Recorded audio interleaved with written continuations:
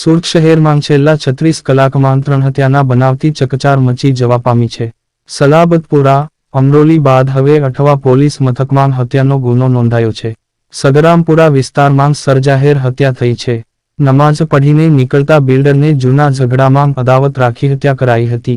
સગરામપુરામાં બિલ્ડરની જાહેરમાં હત્યા. સુરત શહેરમાં છેલ્લા 36 કલાકમાં એક બાદ એક હત્યાના 3 બનાવ બનતા સુરત પોલીસ દોડતી થઈ હતી.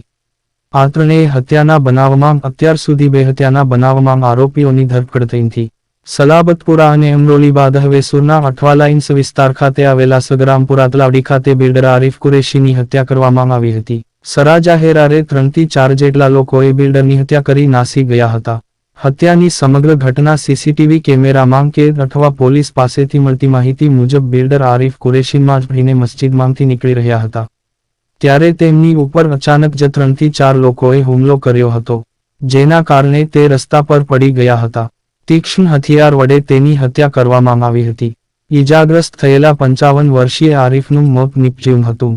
સમગ્ર ઘટના સીસીટીવી કેમેરામાં કેદ થઈ છે, જેના આધારે આરોપીઓની શોધખોળ પોલીસ દ્વારા કરવામાં આવી રહી છે. હાલ પ્રાથમિક જાણકારી મુજબ જૂની અદાવતમાં આ હત્યા થઈ હોવાનું જાણવા મળ્યું છે.